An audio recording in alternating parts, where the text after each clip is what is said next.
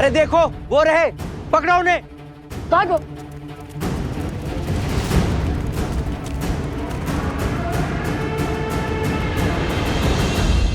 लवकुश बड़े ही मधुर नाम है और अद्भुत प्रतिभा के धनी जान पड़ते हैं ये बालक। आपके सैनिक तक उन्हें पकड़ नहीं पाए। केवल प्रतिभाशाली ही नहीं राम, उनके मुख पर दिव्यता के दर्शन किए हैं मैंने, और उस दिव्यता ने मेरा मन मोह लिया। कोई साधारण ऋषि कुमार नहीं है, बल्कि साधु और शासक का अनूठा संगम है। हर माता अपनी संतान को ऐसे संस्कार नहीं दे सकती, और वो भी तब जब सर पर पिता की छाया ना, तब तो ये कार्य और भी अधिक कठिन हो जाता है। जानते हैं, जब मैंने उनसे उनके पिता का परिचय मांगा तो उन्होंने क्या उत्तर दिया? उन्होंने कहा कि उनकी माता ही उनके पिता हैं। बस ऐसे ही नाती की आशा में अपना जीवन और अपना शासन टिकाए बैठा। कहीं उनकी माता?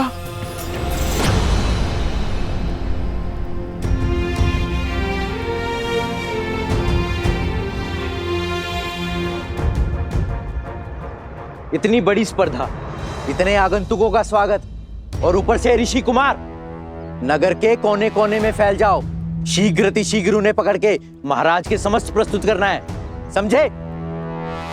वो देखो, वो रहे, पकड़ो इन्हें।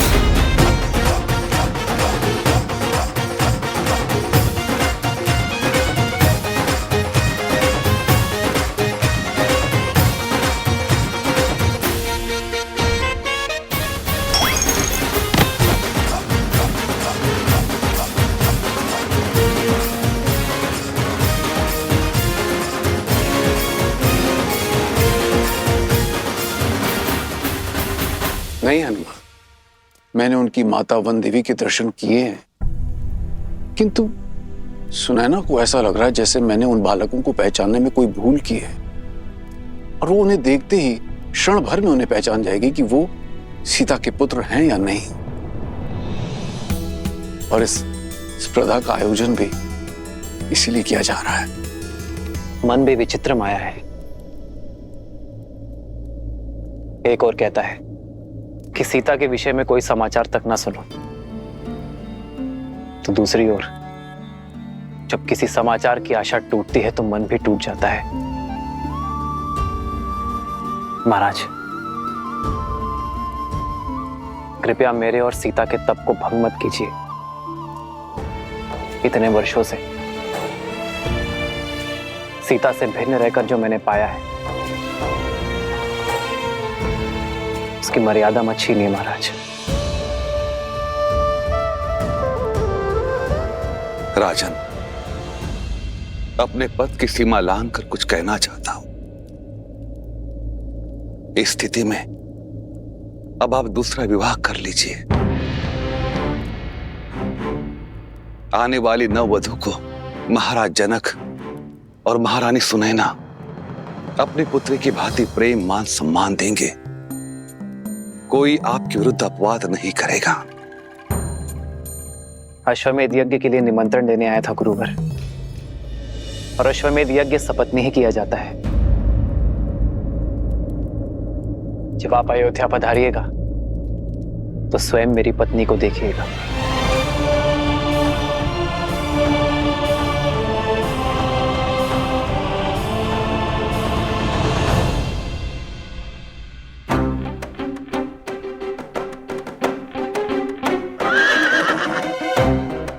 कोश, हमें स्पर्धा में जाना है और तुम अश्व से बातें कर रहे हो। नहीं नहीं, अनुमति ले रहा हूँ। कैसे अनुमति? इस पर सवार होकर सीधे स्पर्धा में जाने की। कौन है? कौन है वहां?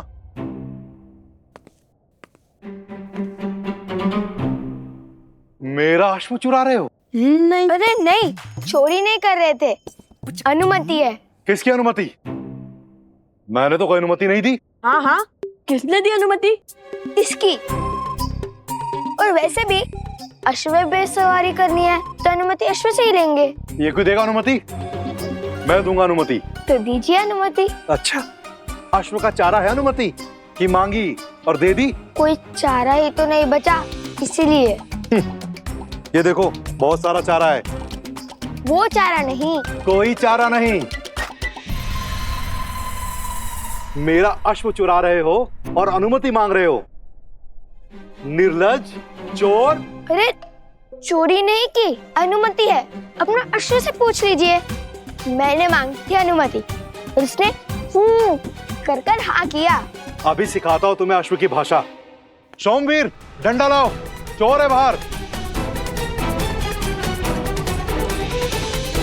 अरे चोर, अरे सिपाहियों, पकड़ो चोर, आओ पकड़ो चोर, चोर, चोर।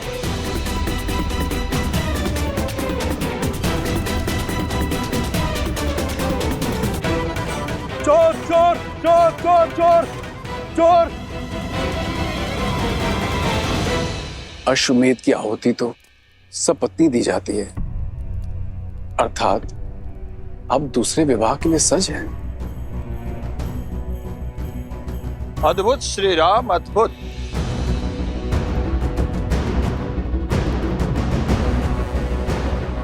सपत्नी यज्ञ में बैठने के लिए, अपने कर्मों से संसार को तारने के लिए आपने दूसरे विवाह का निर्णय ले लिया। पर मैं आपका अपमान नहीं करना चाहता।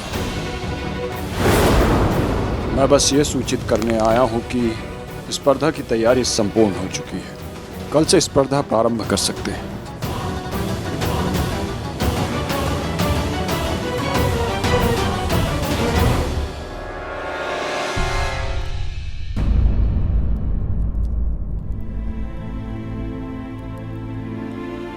क्षमा चाहता हूं श्री राम।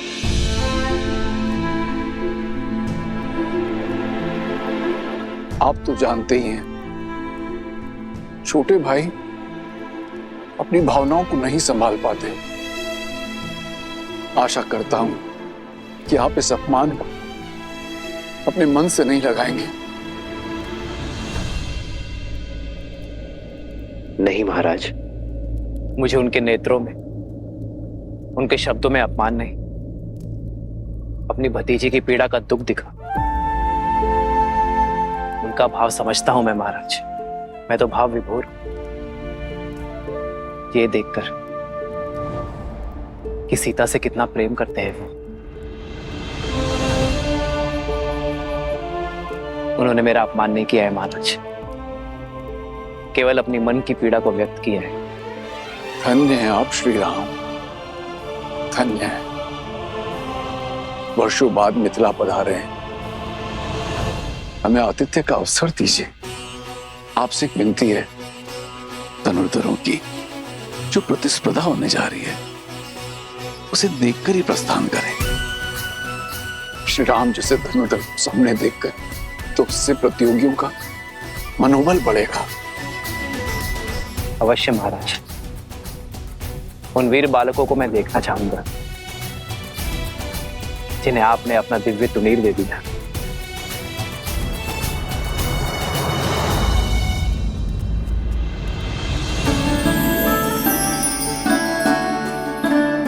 धन्यवाद।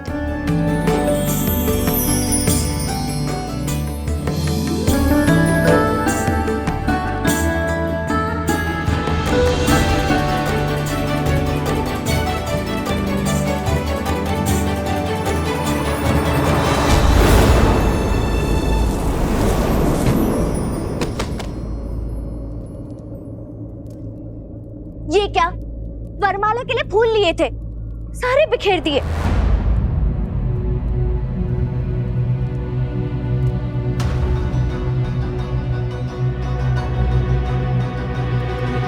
क्षमा करना देवी। क्षमा नहीं, दंड मिलेगा। आपका विवाह है? नहीं, तो वरमाला बनानी थी। किसके लिए? मेरे लिए। आपका विवाह नहीं तो फिर वरमाला क्यों? चोर चोर चोर चोर चोर!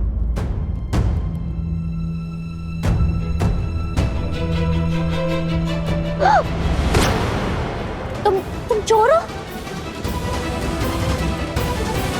तुम चोर हो? आपको हम चोर लगते हैं? जो जैसे दिखता है वैसा होता नहीं है। जैसे आप वधू नहीं हो और वरमाला आपकी है वैसे। देखिए, हमें जाने दीजिए, हमें कार्य संपन्न करना है और उसी उद्देश्य से तो हम मिथिला आए थे। और ये सैनिक तो भ्रमित हैं। हमें जाने दीजिए। एक शर्त पर। हम आपकी सारी शर्त मानते हैं, छोड़ दीजिए। ये मेरी वरमाला। देखिए, ये मेरा वचन है, संध्या तक आपके लिए वरमाला लाऊंगा और वर भी। छोड़ दीजिए। सुनो, कृपा कीजिए देवी। हम श्री राम के भक्त हैं, प्राण जाए पर वचन न जाए। अरे वो रहे चोर! अरे सिपाहियों पकड़ो! सैनिकों पकड़ो, भागे जा रहा है। बड़ी विचित्र बालक है, पर राम भक्त। तो ये चिंता है आपको, कहीं लवकुश का सामर्थ्य उन्हें उद्दंडी और अविचारी ना बना दे। हाँ ऋषिवर, जब व्यक्ति शक्तिशाली हो जाता है तो अनुचित पग पड़ने की संभावना होती ही है, और लवकुश के सर पर राज्य के साथ साथ धर्म का भार भी आने को है।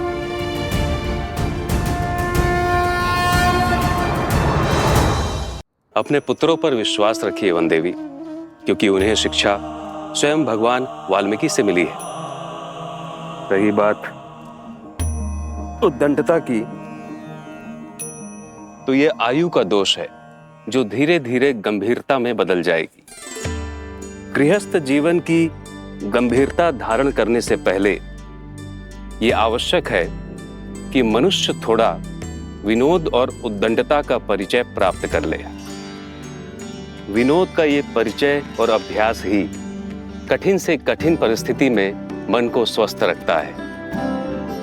और मुझे पूर्ण विश्वास है कि अयोध्या का भार संभालने का समय आने तक आपके पुत्र योग्य होंगे।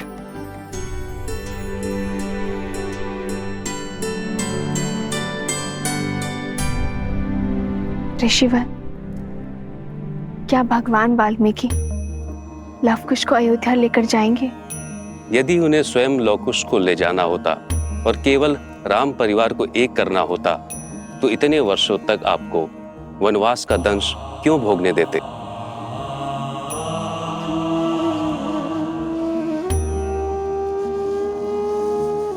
अर्थात यहाँ प्रश्न केवल श्री राम के साथ भेंट का नहीं है, बल्कि समस्त अयोध्या के हृदय परिवर्तन का है।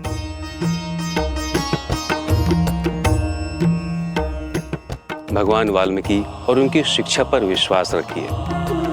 वो लवकुश को बिना उचित ज्ञान दिए अयोध्या नहीं भेजेंगे। और अभी उचित ज्ञान प्राप्त करने का मार्ग है लवकुश का मिथिला प्रवास।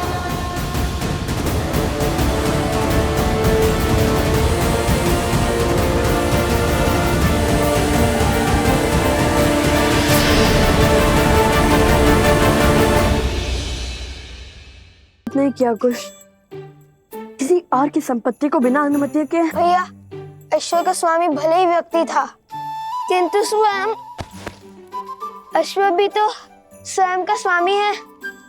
मैंने उससे पूछा था और उसने हाँ में सर भी हिलाया था। राजकुमारों को कब से अनुमति मांगनी पड़ी? क्या? अर्थात ऋषि कुमारों को। राजकुमार हो या ऋषि कुमार, अनुमति तो लेनी ही पड़ती है। अब तो सैनिकों के साथ उस अश्व के स्वामी से भी छुपना पड़ेगा। पूरा मिथिला पीछे पड़ गया हमारे। यदि पकड़े गए तो ना श्री राम से भेंट होगी और ना माता को दिया वचन पूरा होगा। हाँ, पकड़े गए तो अधिक बुरा होगा। पकड़े गए तो नहीं, पकड़े गए हो।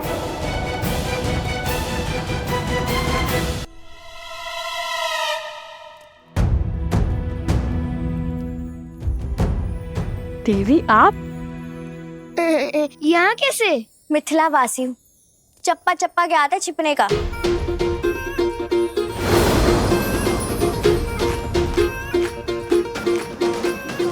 देखिए, ये मेरा वचन है, संध्या तक आपके लिए वरमाला लाऊंगा और वर भी। अरे कोई मुझे इस चप्पे से तो निकालो। देवी, किसी मिथ्या बोध के कारण आपके सैनिक और वो अश्व का स्वामी हमारे पीछे पड़ गए हैं। परंतु मेरी बात सैनिक, देर रुक जाइए। हमारा कार्य सफल होते ही आपको सब विस्तार में बता दूंगा। अरे मेरी बात तो पहले मुझे इस मटके से निकालो। ओ गुरु, रुक जाइए, सैनिक धैर्य रखिए। अरे कैसे धैर्य रखूं? अब मेरा विश्व इस मटके में समा गया है, ऐसा लग रहा है। आपको मटके से भी निकालेंगे और आपको वरमाला भी मिलेंगी। राजकुमार की हर इच्छा पूरी होती है, बस कहने की देरी है।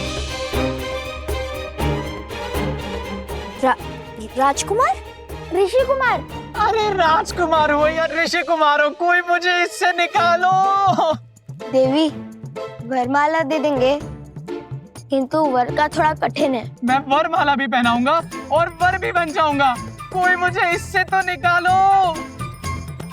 हमें आगे बढ़ना होगा। तुम्हें अपनी पड़ी है, पहले इन्हें निकालो। हाँ, प्रयास तो किया था, किंतु निकले नहीं। रुको।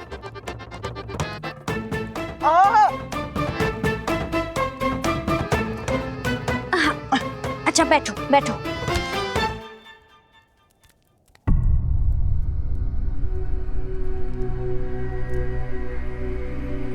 रुको।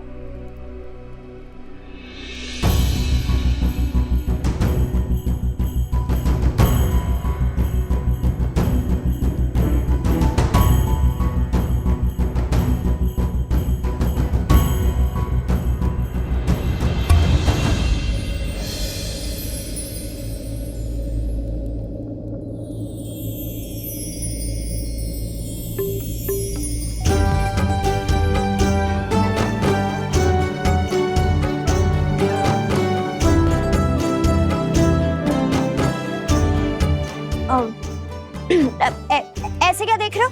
क्या मैं राक्षसी लग रही हूँ? अरे नहीं नहीं, ऐसी बात नहीं है। तो फिर कैसी बात है? अरे लज्जा आ रही है इन्हें, वो कभी इतनी सुंदर स्त्री देखी नहीं है ना।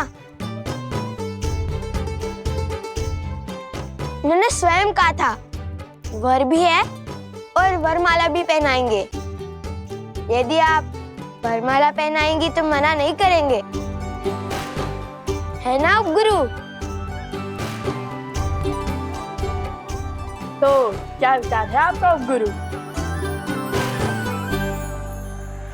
मिल गए।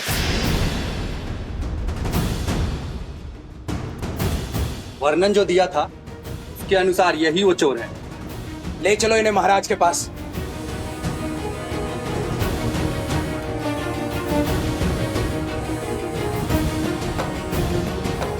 ऐसा साहस मिथिला के पुजारी, त्रिकाल के जमाता, वास्तव में समस्त मिथिला के जमाता है।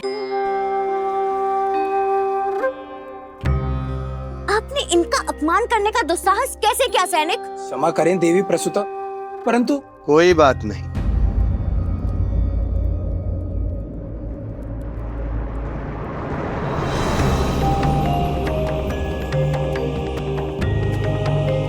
पिताश्री,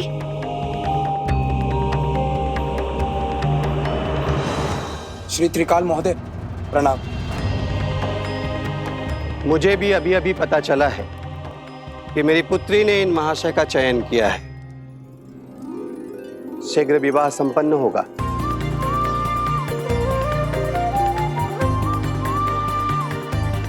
जाइए जाइए, उन तुनीर चोरों को कहीं और खोजिए सैनिक जी। अवश्य। पुत्री,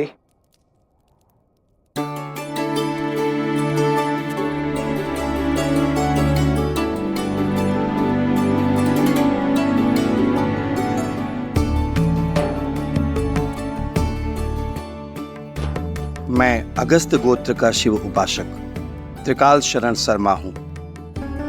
और ये मेरी पुत्री प्रसूता है। आप हमारे आवास पर अतिथि होकर पधारिए महाशय, और अपना परिचय दीजिए।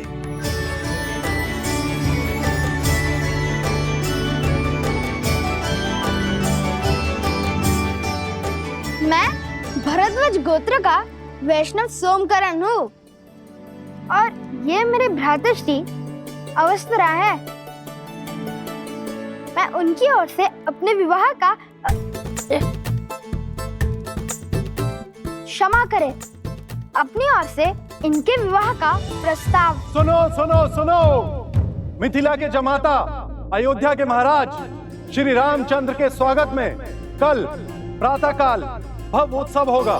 उसके पश्चात संसार भर से धनुर्धारी आके अपनी कला का प्रदर्शन करेंगे। अच्छा शुभ होगा, और कल श्री राम से भेंट भी निश्चित है। हाँ भैया, कदाचित माता सीता भी उनके साथ हो।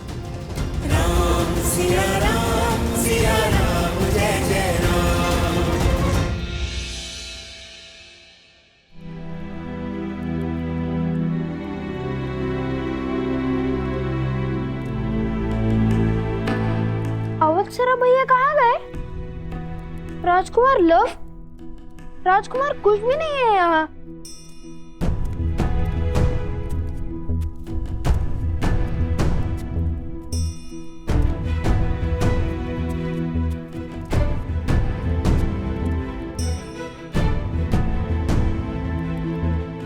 कहाँ गए ये? मुझे सताने में क्या आनंद आता है सबको।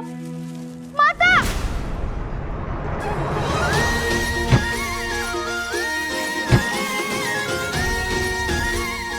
टोकरी के भीतर छुपने का छल अच्छा है। और मिथिला हमें तो नीच समझती है, इसलिए तुम हमसे तनिक दूर ही रहना। वे नहीं जानते कि तुम हमारे साथ हो। हाँ, उपगुरु अवत्सरा वरमाला बनाने के पुष्प लेने गया है प्रसूता के साथ। तुम भी जाओ और विवाह की तैयारियां करो। हम स्पर्धा जीतकर अभी आते हैं। किंतु मुझे भी श्री राम से मिलना है। उनसे मिलने का अवसर मैं कैसे छोड़ दूं? जिसके भाग्य में जब उनके दर्शन होंगे वे तभी उसे मिलेंगे। हाँ, किंतु ठीक है, चलो, किंतु अपनी टोकरी की व्यवस्था स्वयं कर लेना।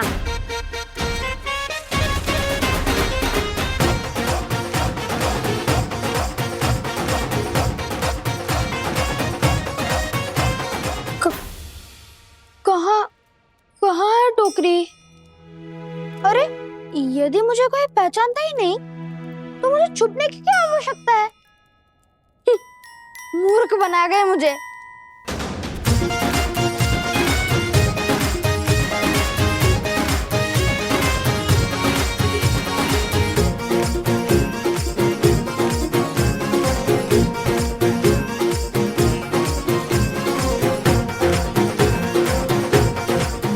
अरे चलो चलो, शीघ्र चलो, प्रतिस्पर्धा आरंभ होने वाली है। हाँ, चलो मित्रों, शीघ्रता करो, नहीं तो विलंब हो जाएगा। चलो जल्दी चलो।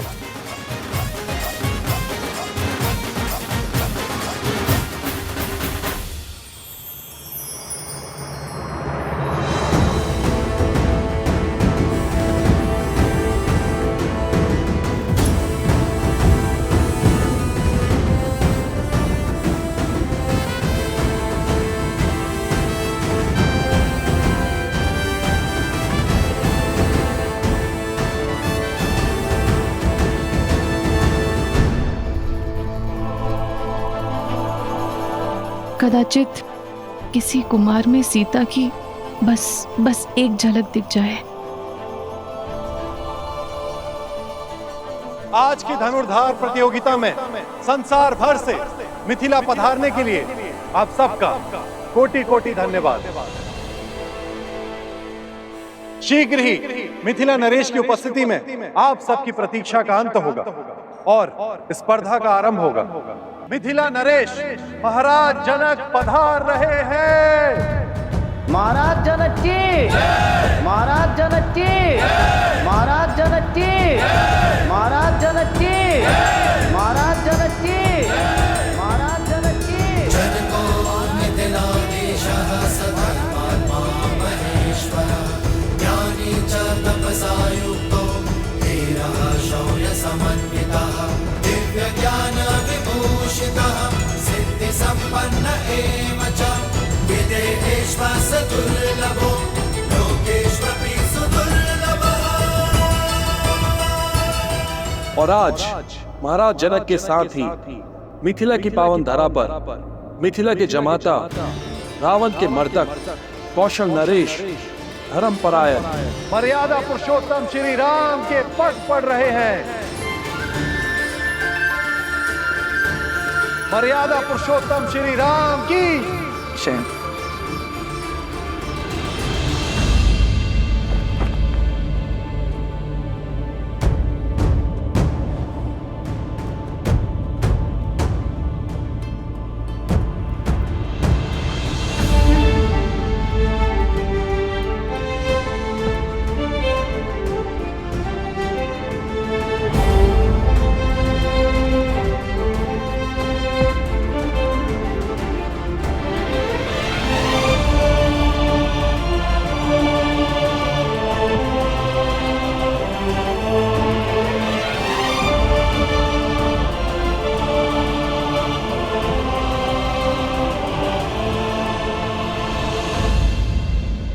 आप समझे या न समझे, मिथिला की जनता अपनों और अन्यों में अंतर जानती है। यही तो दुख है कुशाध्वज। मिथिला की ज्ञानी प्रजा भी धर्म अधर्म में अंतर नहीं पहचान पा रही। जिसने भी श्री राम को नहीं अपनाया वो धर्म से वंचित रह जाएगा। हमारी प्रजा का यह आवेश भी मेरी ही भूल है। कदाचित उन्हें आभास ही नहीं है कि मेरे हृदय में श्री राम के प्रति कोई द्वेष नहीं है। और जब उन्हें ज्ञात होगा तो संभवतः उनका क्रोध भी शांत हो जाएगा।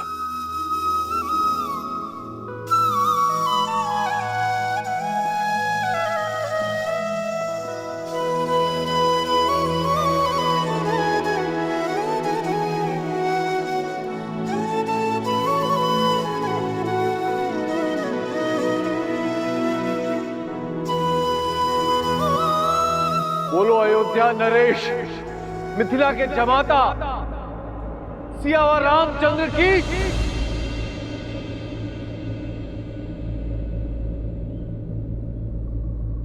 सियावर रामचंद्र की, सियावर रामचंद्र की, सियावर रामचंद्र की, सियावर रामचंद्र की, सियावर रामचंद्र की, सियावर रामचंद्र की, सियावर रामचंद्र की, सियावर रामचंद्र की, सियावर रामचंद्र की, सियावर रामचंद्र की, सियावर रामचंद्र की,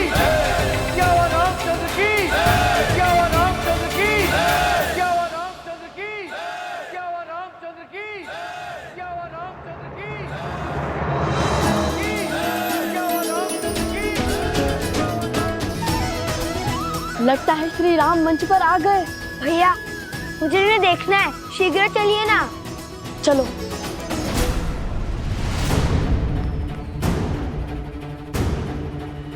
कैसे जाएं? मार्ग में बड़ी बाधाएं हैं। लगता है श्री राम को देखने की इच्छा पूरी नहीं होगी।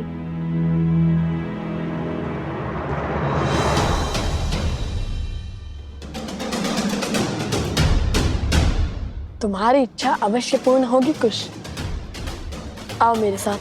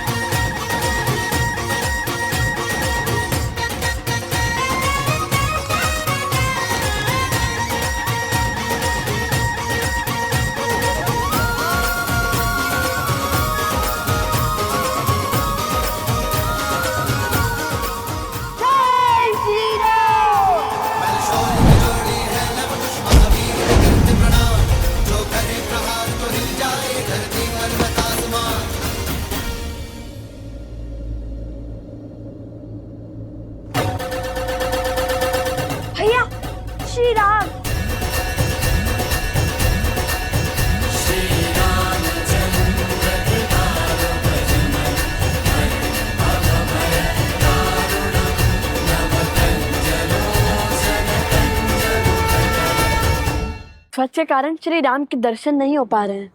भैया, इस समस्या का समाधान अभी कर देता हूँ। नहीं कुछ, ध्वज राज्य की गरिमा होती है, उनकी भावनाएं उससे जुड़ी होती हैं, और प्रहार तो शत्रुओं के ध्वज पर भी नहीं करना चाहिए। कुछ स्मरण है ना माता ने क्या सिखाया था?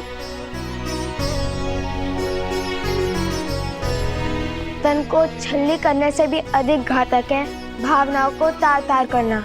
तन के घाव भर जाते हैं, मन के नहीं। हनुमान जी होते तो कितना अच्छा होता, पवन देव से कहकर इस तीव्र वायु को रोक देते। यदि माता ने महाराज जनक से मिलने के लिए मना न किया होता तो दर्शन तो क्या, अभी तक तो भेंट भी हो चुकी होती श्री राम से। किंतु तुमने उचित कहा कुछ, पवन देव कहकर इस तीव्र वायु को रोक देते हनुमान जी। हे पवन देव, भक्त को भगवान से रोकना प्यासे को जल से दूर रखने के समान है। हमने भी आपके पुत्र हनुमान जी की भांति श्री राम की अनन्य भक्ति की है। इतने संकट पार कर हम यहाँ आए हैं।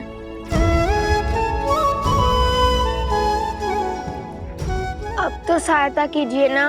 यदि हमारी भक्ति सच्ची है तो कृपया अपने वेग का थोड़ा कम करें और हमें केवल श्री राम के दर्शन का आनंद दे।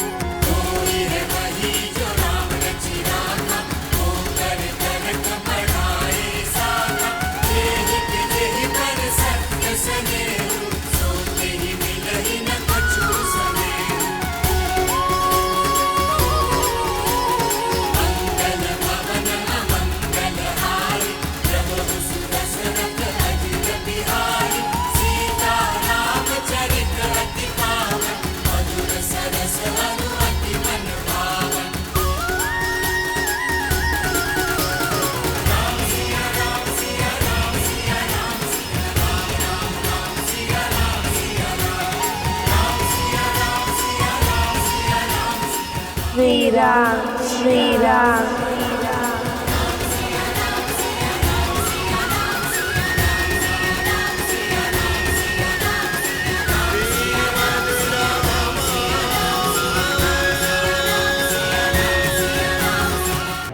वहां जाता हूँ जैसे आया था।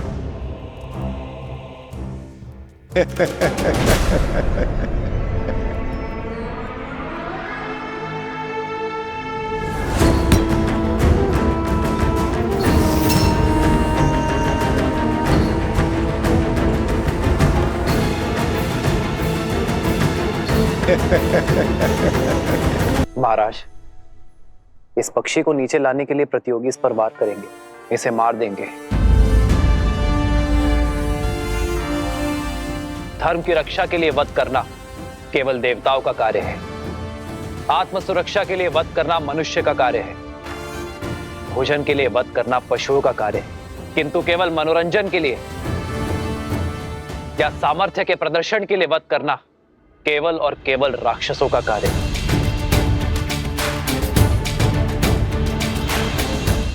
उचित कहा प्रभु, किंतु अब क्या किया जाए?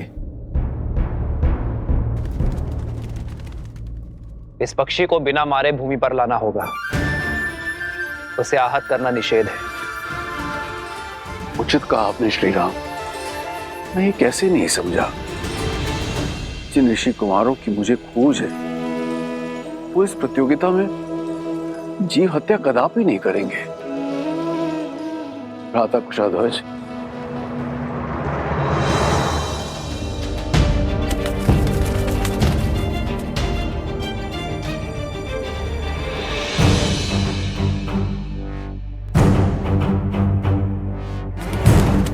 प्रभु, बिना पक्षी को आहत किए कैसे नीचे लाएंगे वो?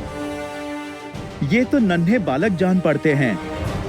इतनी बुद्धि, इतना विवेक होगा उनमें?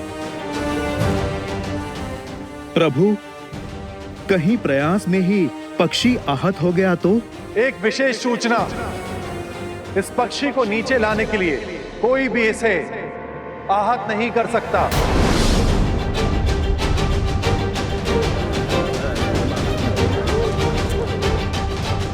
अरे बिना वार किए नीचे कैसे लाएंगे?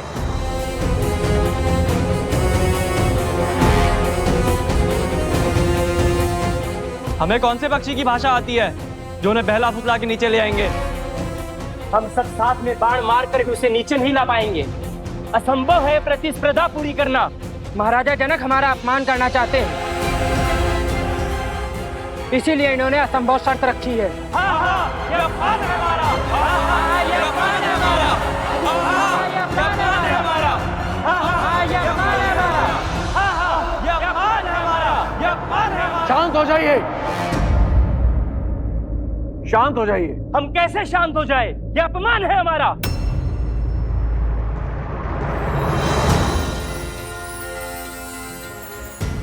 जय श्री राम। भैया वो देखिए, हनुमान जी, हनुमान जी। जय हनुमान, जय बजरंगबली। धन्य हो गए हम। पहले प्रभु श्री राम और अब हनुमान जी के भी दर्शन हो गए हमें। ऊपर माता सीता के दर्शन हो जाए। राम नाम से सागर में पत्थर तैर गए महाशय, और आप कहते हैं बिना मारे पक्षी को नीचे लाना असंभव है। प्रतियोगिता का नियम है तो उसे पूरा करने वाला भी होगा, अन्यथा हार मान के अपने ध्वज को लज्जित करके आप चले जाइए यहां से।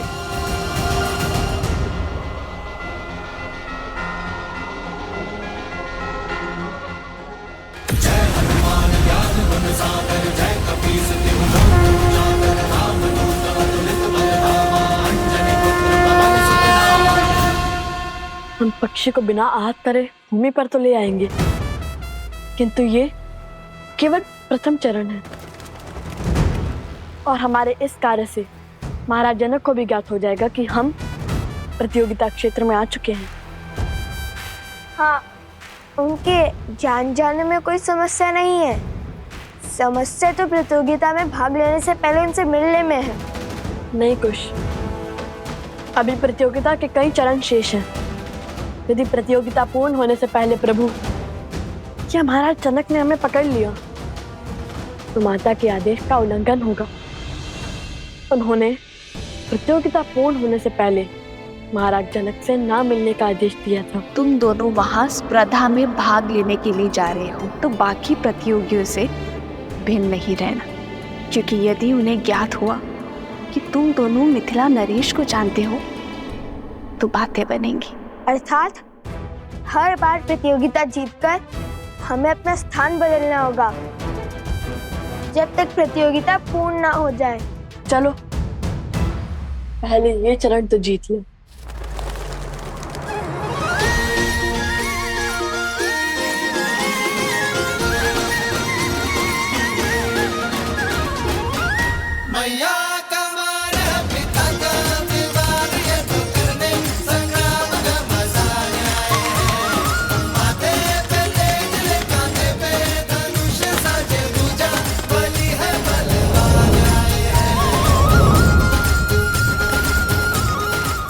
अभी नहीं कुछ, उसे तनिक हमारे महाराज के निकट तो आने दो।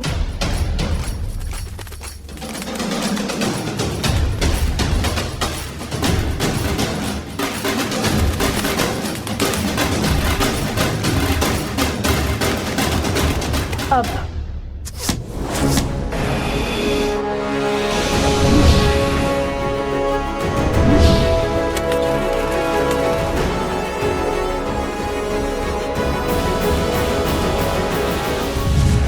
वो देखिए तीर।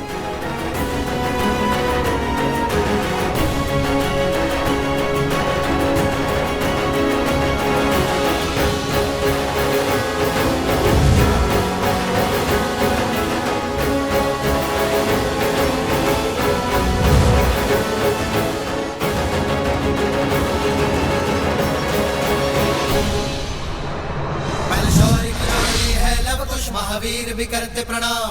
जो करे प्रहार तो हिल जाए धरती पर्वत आसमान। बल शौर्य की जोड़ी है लव कुश महावीर भी करते प्रणाम। जो करे प्रहार तो हिल जाए धरती पर्वत आसमान। धनुष उठावे प्रत्यंचा जो करे बाण संधान। तो इनमें दिखे सीता का धीरज बल जैसे श्री राम। जाते राम की मर्यादा सीता का बलिदान। इनमें भक्ति में छोटे तो हनुमान आए। अद्भुत, वर्षों से ऐसी कला नहीं देखी मैंने। प्रभु, आपको प्रसन्न करने वाले ये धनुर्धर सामान्य नहीं हो सकते। ये अवश्य ही उन ऋषि कुमारों की लीला होगी। आर्य, सच कहते हैं आप। कुशध्वज, आप शीघ्र सैनिकों को उस ओर भेजिए। मुझे दोनों बालक चाहिए। ये तेजस्वी बालक किसी साधारण वंश के नहीं हो सकते। मेरा भी अनुमान यही है गुरुदेव। उनकी प्रतिभा निकट से देखने की इच्छा मेरी भी हो रही है महाराज, पर वो दोनों बालक है का? भला ये अपनी पहचान छुपाकर क्यों भाग ले रहे प्रतिभा बहनों में?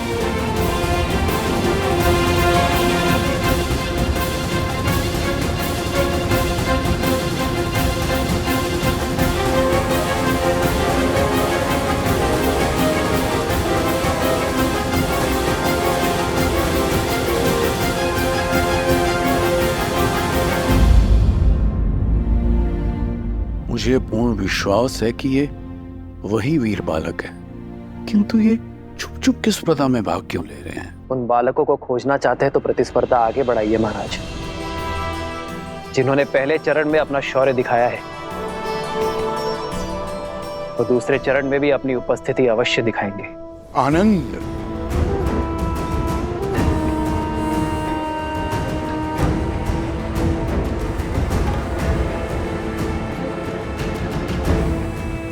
कोई बात नहीं,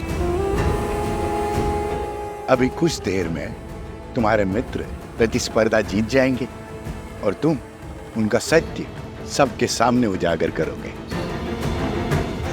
फिर हम दोनों उत्सव मनाएंगे।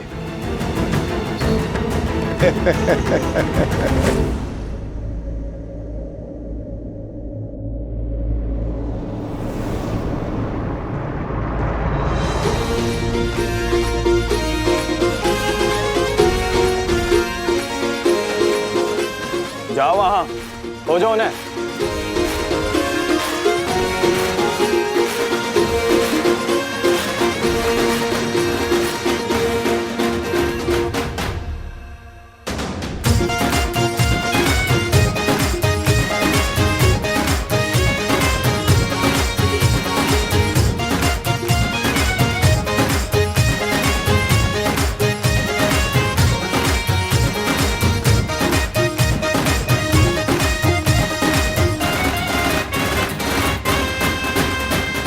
यदि माता के आदेश की बेड़ियां ना होती तो अब तक प्रभु श्री राम के आशीष पा चुके होते, कदाचित माता सीता के भी। माता ने प्रतियोगिता पूर्ण होने से पहले महाराज जनक के समक्ष न आने का आदेश इसलिए दिया था ताकि महाराज जनक को कोई पक्षपाती न समझे, और यदि ये आदेश ना हुआ होता तो प्रतियोगिता स्थल से इतनी दूर, इतनी बाधाएं पार कर स्पर्धा में भी ना जीते होते। उचित है। और वैसे भी प्रभु श्री राम का आशीष तो देर सवेर भी ले लेंगे हम।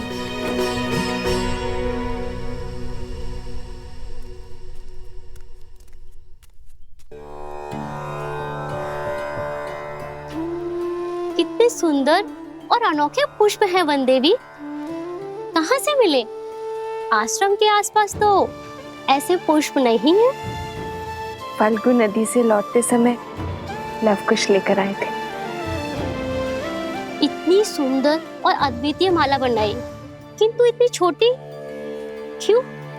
ये मेरे आराध्य के लिए, जिनकी मूर्ति मैं सदा अपने साथ रखती हूँ। ये लवकुश भी ना जब सामने होते तो कोई ना कोई करतब कर मुझे चिंता में डाल देते हैं, और जब सामने नहीं होते तो किसी अनिष्ट का भय मेरी चिंता का कारण बन जाता है। तो सोचती हूँ किसी न किसी कार्य में अपना मन लगा लूं। आज भी न जाने कैसी चल रही होगी उनकी प्रतिस्पर्धा। कहीं माता उन्हें देखकर सत्य न जान गई हो। तो अब समय आ गया है इस प्रतियोगिता के दूसरे चरण का आरंभ करने का।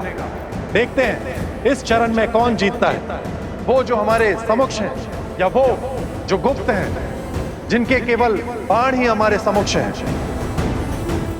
श्री राम, लव कुश की प्रतिभा को देखते हुए ऐसा प्रतीत हो रहा है कि इस प्रतियोगिता के स्तर को बढ़ाना होगा।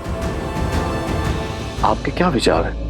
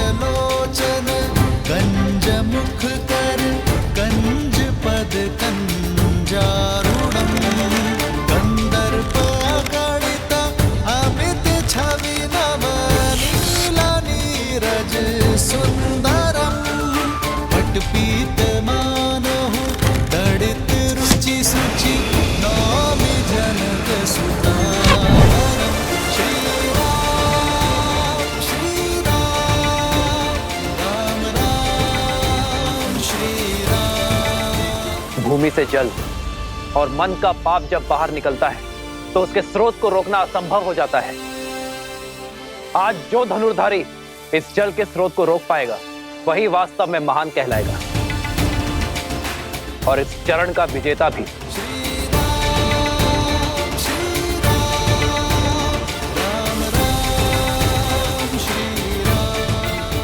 भूमि से निकले जल को रोकना कठिन होगा। अत्यंत कठिन कार्य है श्री राम। किसी भी भूमि से जल निकालना गुरु अपने शिष्य को अवश्य सिखाते हैं, किंतु धरा से निकलते जल को रोकना ये हर किसी के बस की बात नहीं है। वीरों को परख रहे हैं महाराज। परीक्षा इतनी सरल कैसे हो सकती है? देखते हैं उन ऋषि कुमारों ने विद्या सीखी है या नहीं।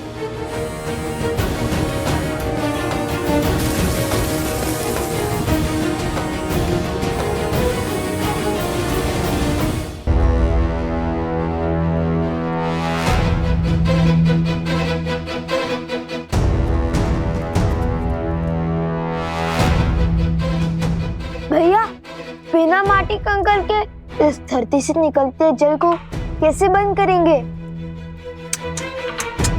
असंभव।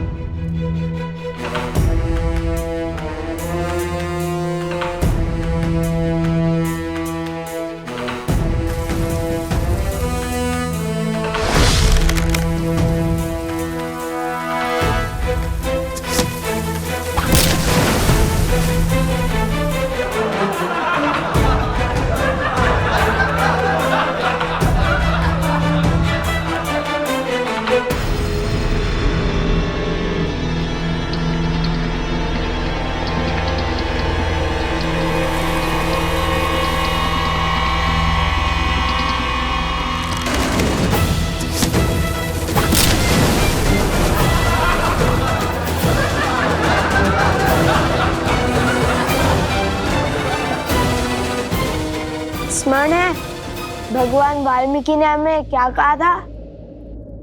ईश्वर कोई कठिनाई ऐसे ही नहीं देता, इसका हल संभव ना हो। अर्थात हमें समस्या पर नहीं, उनके शब्दों पर ध्यान देना चाहिए। श्री राम की दी हुई चुनौती को ठीक से समझना चाहिए।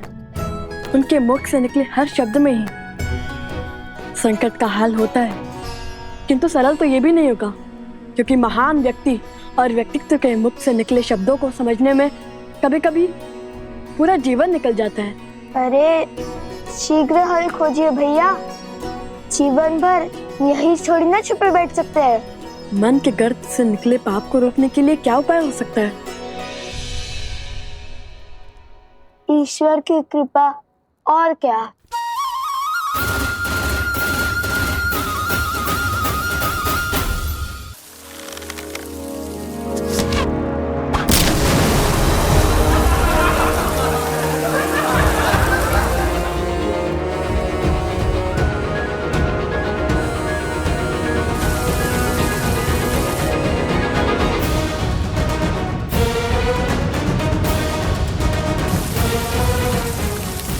लो, मिल गया उपाय।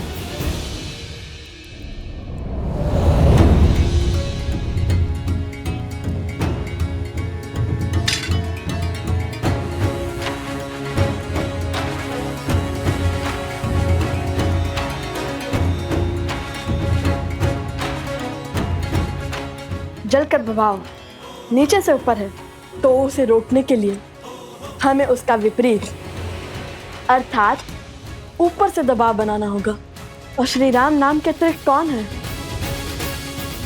जो पाप के ज्वार और बहती जलधारा को रोक सके?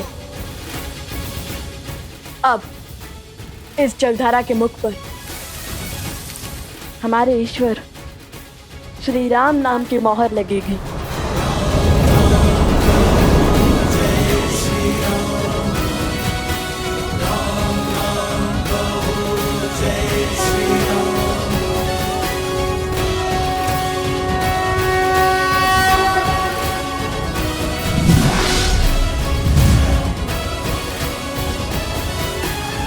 नहीं, इनकी प्रतिभा अतुल्य है महाराज।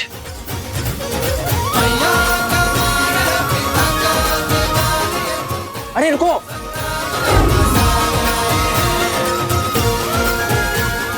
रोको। सैनिक भी इन्हें खोज नहीं पाए हैं महाराज।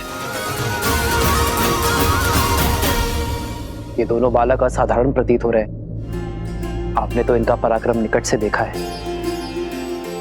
किंतु अब मुझे उन्हें प्रतियोगिता के अंतिम चरण को जीतते हुए निकट से देखने की इच्छा हो रही है। मैं स्वयं उन्हें खोजने की इच्छा रखता हूं। अवश्य, मैं भी आपके साथ चलता हूं। आपका ये अतिथियों को छोड़कर जाना उचित नहीं होगा। आप यही रहिए। मेरे स्थान पर मेरा हनुमान उपस्थित रहेगा। जैसे प्रभु की इच्छा।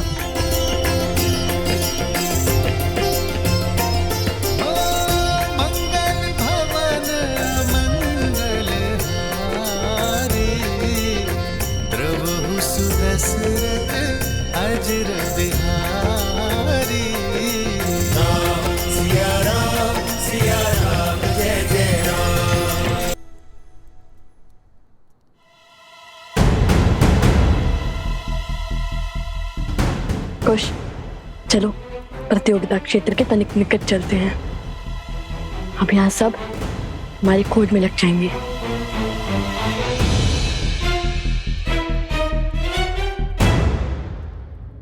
अद्भुत धनुर्विद्या का प्रमाण देते हुए हमारे गुप्त प्रतियोगी ने दूसरा चरण जीत लिया है। और इसी के साथ हम आ पहुंचे हैं इस स्पर्धा के आखिरी चरण में। अब देखना यह है कि इस अंतिम चरण में वो हमारे समक्ष आते हैं या नहीं। तो ध्यान से सुनो, इस चरण में महाराज जनक का अश्व, जिसे आसपास के सभी 12 राज्यों में सबसे तीव्र होने का गौरव प्राप्त है, उसे बिना क्षति पहुंचाए रोक पाएगा, वो होगा प्रतिस्पर्धा का विजेता।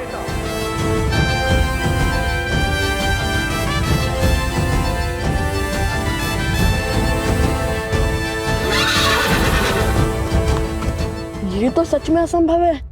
भैया, अश्व के आसपास बाणों का घेरा बनाने से कोई लाभ ही नहीं होगा। वो एक छलांग में उसे पार कर लेगा। यहाँ से तो सब असंभव लगता है। अश्व भी दिखाई नहीं दे रहा है, और प्रतियोगिता क्षेत्र तो उस और है ना। चलो उस वृक्ष पर चढ़ के देखते हैं, कदाचित कोई मार्ग दिखे।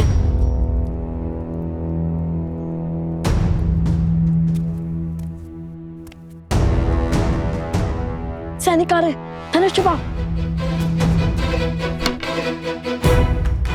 ये लो।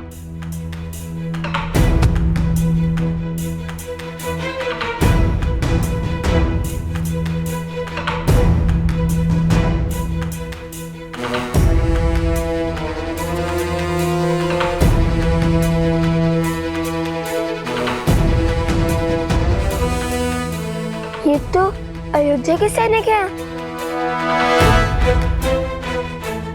इतने सैनिक मिलकर उन दो बालकों को नहीं खोज पा रहे हैं। शीघ्र ही हमें उन दोनों को महाराज के समक्ष ससम्मान प्रस्तुत करना होगा। लगता है पूरी मिथिला और अयोध्या मिलकर हमें खोजने में जुट गई है। वो देखो, मिथिला के सैनिक जिन्हें हमने माटी में स्नान करवाया था।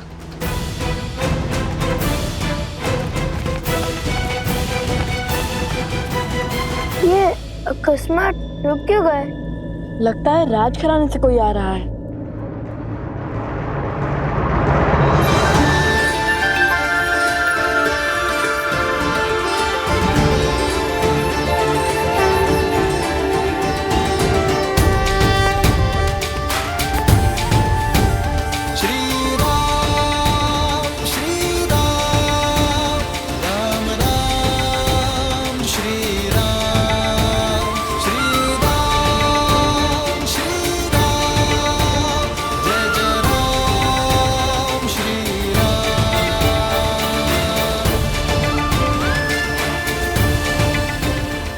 अंततः भक्त को भगवान के दर्शन मिल ही गए। हमारे आराध्य, हमारे भगवान, बिल्कुल वैसे ही जैसे सीता मैया ने विभीषण जी को बताया था। श्री रामचंद्र कृपालो भज मन हरण भव भय दारुणम। नवकंज लोचन कंज मुख कर पदकंजारुणम। कंदर्प अगणित अमित छवि नवनील नीरज सुंदरम।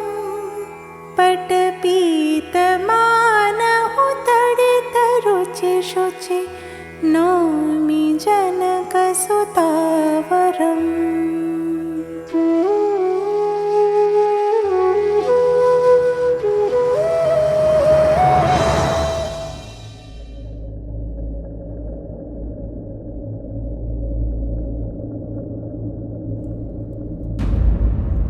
कुश, श्री राम के चरण स्पर्श करने के लिए इससे अच्छा अवसर नहीं मिलेगा हमें। चरण स्पर्श करे या स्पर्धा? कुमारों,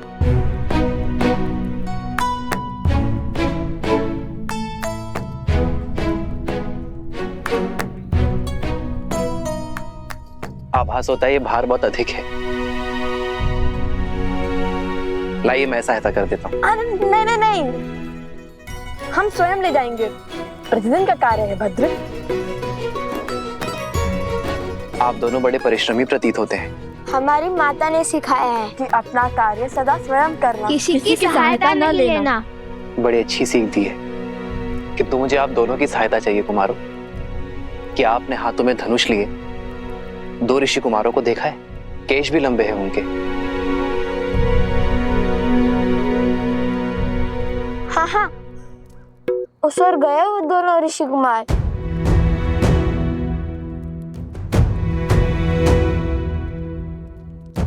धन्यवाद। अपने पिता के चरण स्पर्श करके आशीर्वाद लेना हमारे पुत्रों की नियति में नहीं, किंतु ये पुष्प वो दोनों ही लेकर आए हैं आर्य। इसमें उनका स्पर्श है,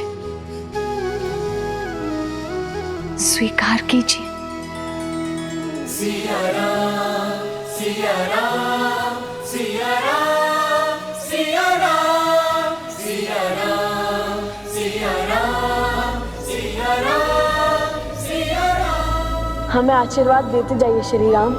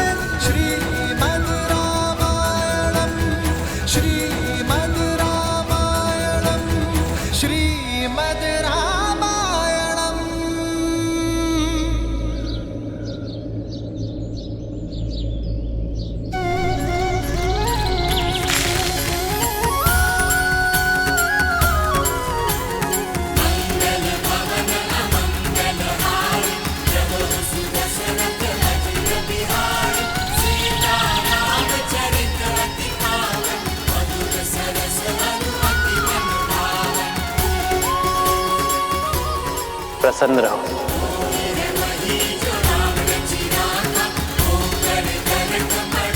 चिरंजीवी रहो, यशस्वी रहो।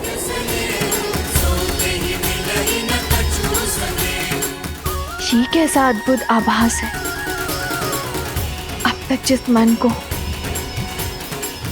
चिंता घेरी हुई थी, अब वो अचानक आनंदमय कैसे हो गया। कैसा शुभ संकेत है ये।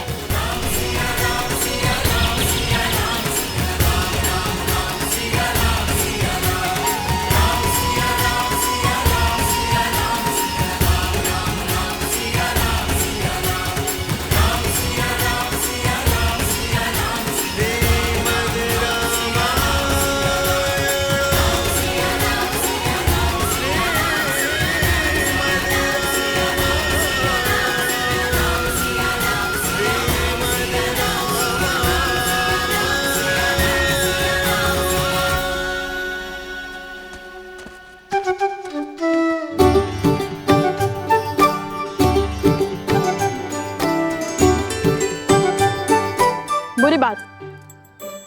असत्य क्यों कहा तुमने? हम तो यही हैं। सत्य और मैंने तो केवल इतना ही कहा था कि वो दो ऋषि कुमार उस ओर से आए थे और हम भी तो उसी ओर से आए, तो हम भी थे ना उसी ओर से। सत्य को तर्क में मत उलझाओ कुश। श्री राम से असत्य कहा है तुमने। प्रतियोगिता जीतने के बाद जब हम प्रभु श्री राम से मिलेंगे तो हमें उनसे क्षमा मांगनी होगी, समझे तुम? समझ गया भ्राता श्री। अब चलिए, वहाँ कोई सैनिक नहीं है। चलो।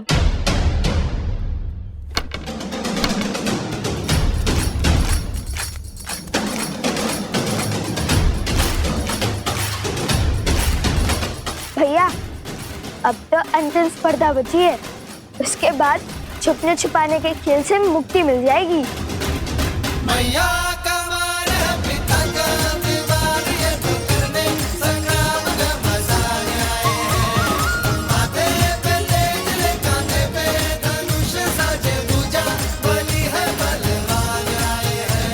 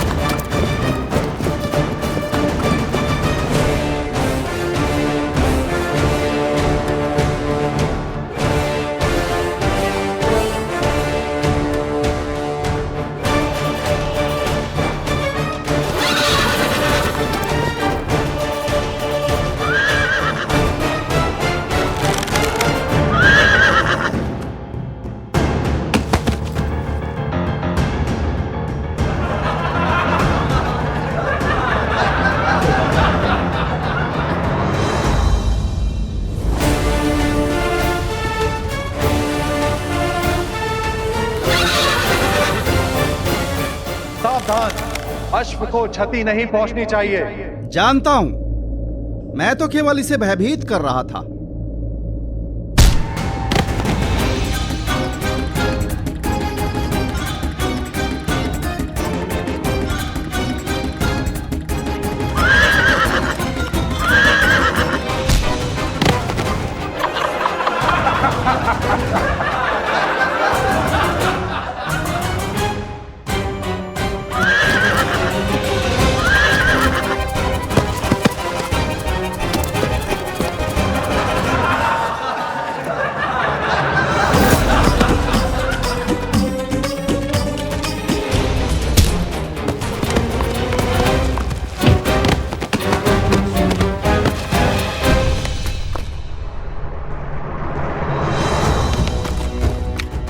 अश्व प्रतियोगिता के स्थल से बाहर निकल चुका है भैया।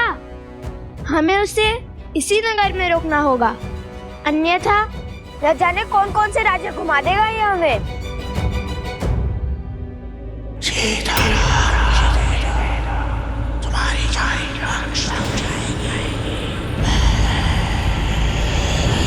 ये किस राक्षसी शक्ति का आभास हुआ मुझे? आर्य सुमंत, जी महाराज। आप सैनिकों को लेकर उस ओर जाइए, मैं यहां देखता हूं। जी महाराज। भैया मुझसे लक्ष्य तो भेज दिया, किंतु इस अश्व को कैसे रोकेंगे? श्री राम से क्षण भर की भेंट भी जन्मों के संकट टाल देती है। तुम देखना, उनके दर्शन का लाभ अवश्य मिलेगा हमें। किंतु उन्होंने तो कभी कोई अश्व नहीं रोका था। रोका था क्या?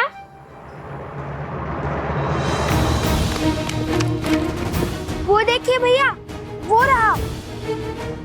कुछ सोचिए भैया, कैसे रोके इस अश्व को? यदि हमें मार्ग नहीं दिख रहा तो हम उसके मार्ग का अवरोध बन जाएंगे। सज्जो कुछ फिर विचार कर लीजिए भैया, मुझे तो ये बड़ा क्रोधित लग रहा है। सोचो कुछ, श्री राम ने क्या कहा था? उन्होंने तो कहा था प्रसन्न रहो, संतुष्ट रहो और चिरंजीवी रहो। किंतु इस अश्व को पकड़ने में क्या संतुष्टि, क्या प्रसन्नता होगी भैया? प्राणी प्रसन्न और संतुष्ट कब होता है? मैं तो तब संतुष्ट रहता हूँ जब मेरा पेट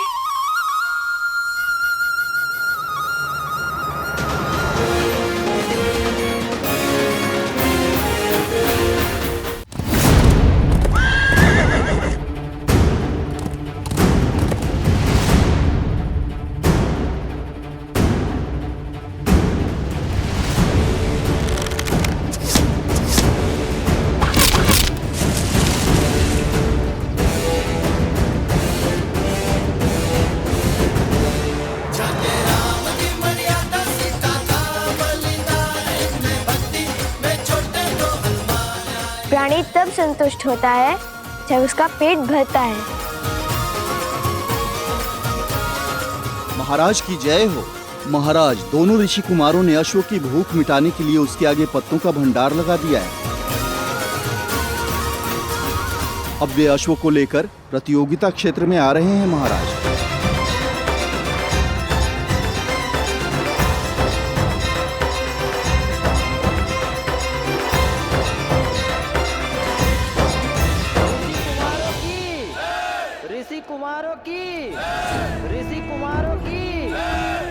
लगता है तुम्हारे मित्र स्पर्धा जीत गए हैं। समय आ गया है जब उस प्रतियोगिता क्षेत्र में उन्हें पुरस्कार मिल रहा होगा।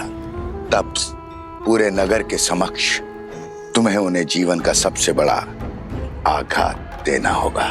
संसार को बताना होगा कि लव कुश सीता के पुत्र है। जो सत्य देवी सीता ने संसार से छुपाए, स्वयं भगवान वाल्मीकि भी जिसे उजागर नहीं करना चाहते, वो आप क्यों सबके सामने लाना चाहते हैं? क्या मिलेगा आपको माता सीता और लव कुश को दुख पहुंचाकर? जिज्ञासा, ये सत्य जब सामने आएगा तो संसार में विविध प्रकार के विचारों का जन्म होगा। कोई राम से इसलिए घृणा करेगा क्योंकि उसने अपनी गर्भवती पत्नी का त्याग किया। कोई सीता पर संदेह करेगा। मैं कुछ नहीं कहूंगा, चाहे तो आप मेरे सर के टुकड़े टुकड़े कर दे।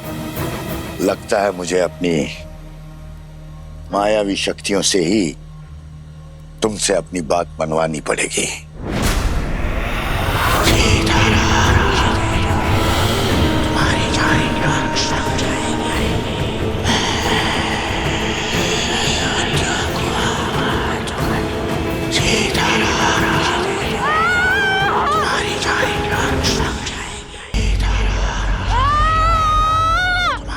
राम नाम के समक्ष कोई असुरी शक्ति टिक नहीं सकती।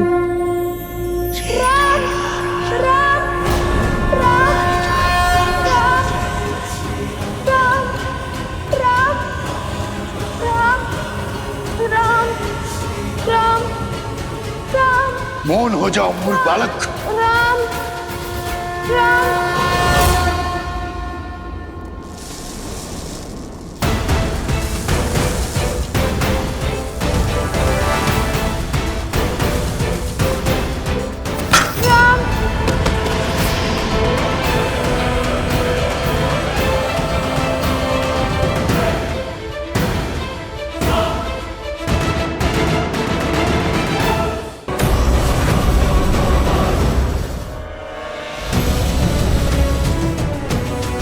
महाराज, वो बालक मिल गए। इस बालक को संभालिए आर्य सुमंत। जी महाराज।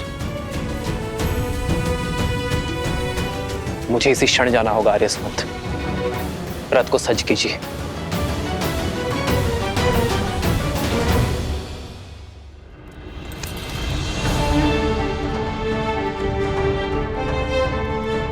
आर्य सुमंत, महाराज जनक से मेरी ओर से क्षमा मांगिएगा। उनसे विदा लिए बिना जाना पड़ रहा है,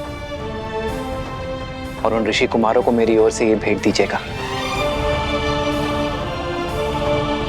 कभी अवसर मिला तो उनसे भेंट का लाभ मिलेगा मुझे।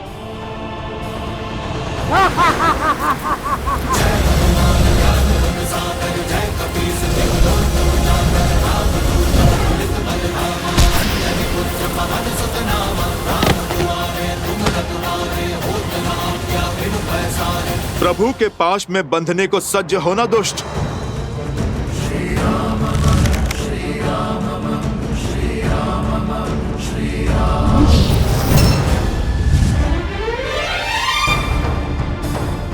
अयोध्या चलो हनुमान, हमारे पास समय अधिक नहीं है।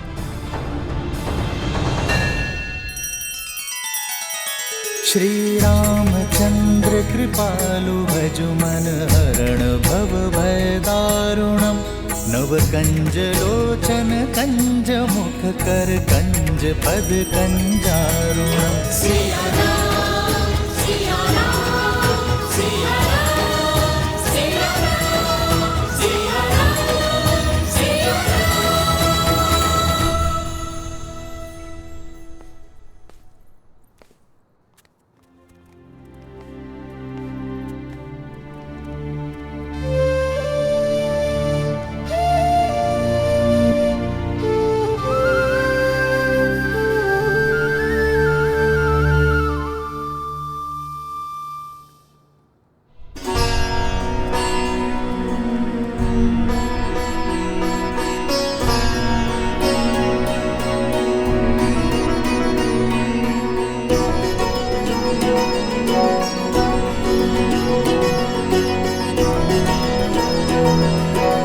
बालकों,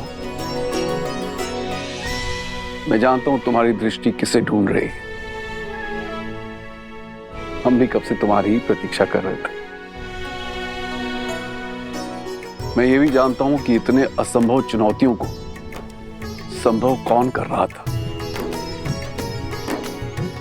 ईश्वर की असीम कृपा है तुम दोनों पर। तुम दोनों केवल धनुर्धारी ही नहीं हो, बल्कि बुद्धिमान और साहसी भी हो। धर्म के अर्थ को समझने की क्षमता भी रखते हो।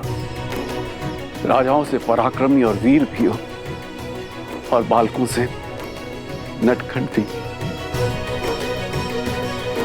मैं और श्री राम तुम दोनों से अत्यंत प्रभावित हैं। और सत्य तो यह है कि जितने उत्सुक तुम दोनों हो श्री राम से मिलने के लिए, उतने ही उत्सुक श्री राम भी थे तुम दोनों से मिलने के लिए। किंतु दुर्भाग्यवश उन्हें एक राक्षस को खदेड़ने के लिए जाना पड़ा। ये श्री राम की माला है। वही माला तुम दोनों को भेंट करना चाहते थे।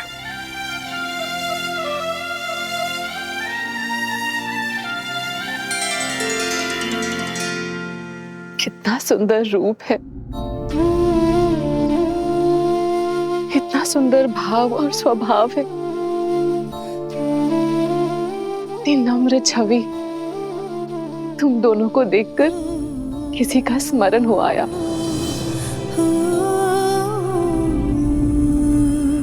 माता सीता,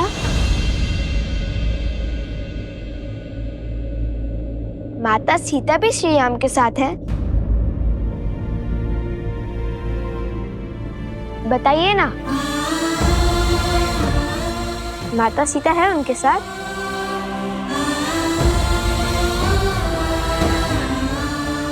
कोई बात नहीं, जब हम अयोध्या जाएंगे तब माता सीता से भी मिलेंगे और श्री राम से भी। हमारी माता कहती है कि जो बीत गया उससे सोच सोचकर दुखी होना व्यर्थ है, इसलिए आगे का सोचना चाहिए। उचित कहा आपकी माताश्री ने। बीते कल के बारे में सोच के दुखी होना ठीक नहीं है। अत्यंत बुद्धिमान प्रतीत होती है तुम्हारी माता। मैं भी उनसे मिलना चाहती हूँ। मुझे भी अपने साथ ले चलो। सुना ना? अवश्य महारानी, वो भी आपसे मिलकर बहुत प्रसन्न होंगी। उत्तर की ओर वन के निकट भगवान वाल्मीकि के आश्रम में ही रहते हैं। उचित है, हम शीघ्र ही आश्रम आएंगे तो भगवान वाल्मीकि का आशीर्वाद लेंगे। आप लोग यहां से प्रस्थान करें और आपकी भेंट, आपका पुरस्कार स्वीकार करें।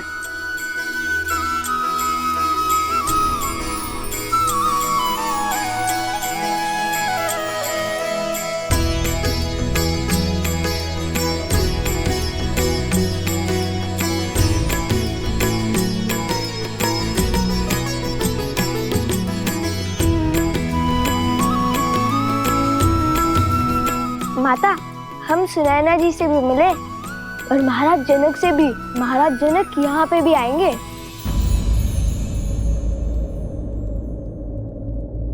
महाराज जनक यहाँ आएंगे? हाँ माता। मुझे मिथिला में हुए हर प्रस्ताव के विषय में बताओ। अभी नहीं माता, हम मिथिला से विजेता बनकर लौटे हैं और हमारे उपगुरु वो भली भांति पराजित होकर आए। उनका स्वागत तो कीजिए। पराजित होकर? किससे और कहाँ है उपगुरु? आश्रम के बाहर है, विजेता की सेवा कर रहे हैं। हाँ, लौटते हुए पूरे मार्ग में सेवक की भांति सेवा करते हुए आए हैं। कभी जल का घड़ा तो कभी फल की टोकरी लेकर आए हैं। किसके लिए? आप सभी को मेरा प्रणाम। ये प्रसूता है, मेरी धर्मपत्नी।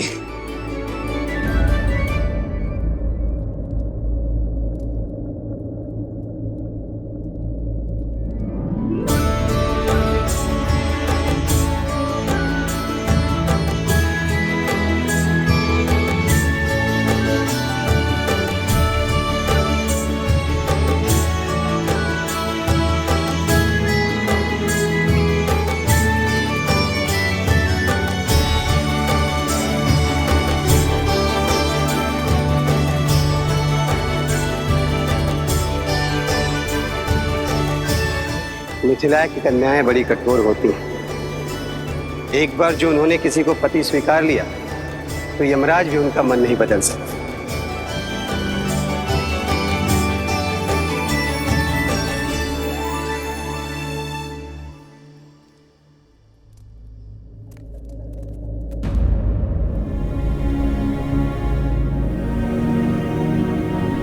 ये क्या? सब चले क्यों गए? क्या हमसे कोई भारी भूल हुई है?